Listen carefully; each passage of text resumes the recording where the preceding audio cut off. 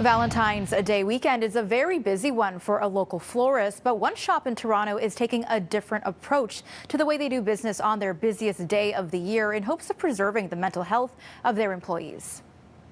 For Sweet Peas in Ronsonsvale, the days leading up to Valentine's, along with the big day itself, it's order after order after order. Our prep work for Valentine's Day started back in December, and we would have placed our orders and sort of gone through and checked based off of volume what we were expecting for the year.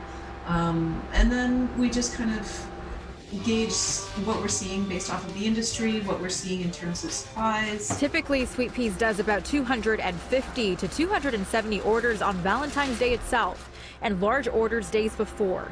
But this year, the demand has almost doubled. This year, based off the volume that we've been seeing, as there has been an increase within the floral industry, we were expecting over 400 orders for Valentine's Day itself. And then probably around 200 to 300 for each day going forward, like prior to it. While this is a money-making weekend for the small business, they have decided to take a different approach and cap how many orders they'll be taking. Quite frankly, the staff here was just like, we just didn't want to get into it. It's so much work. We're exhausted and tired already from everything to do with COVID, everything to do with the world right now. The shop had capped their orders to 120 for Valentine's Day, a difficult but necessary decision to help preserve the mental health of employees who have been overworked since the pandemic.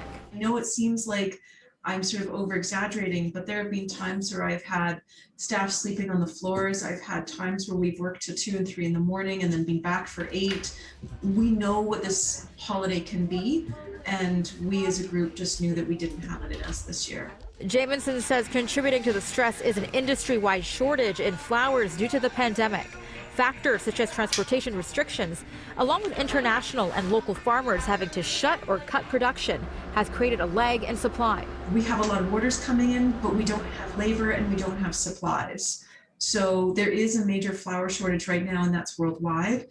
Growers, of course, are having to work at smaller capacities just for social distancing, for illness, for lockdown reasons. Jamison says she's thankful for all the customers who have been understanding and have pre-ordered this year, and stresses the importance of caring for her staff during a time that has been mentally taxing.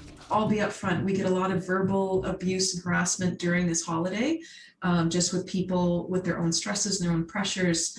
So for us, we've been able to get out of this fairly unscathed, and I can't even explain the level of relief that we're all feeling.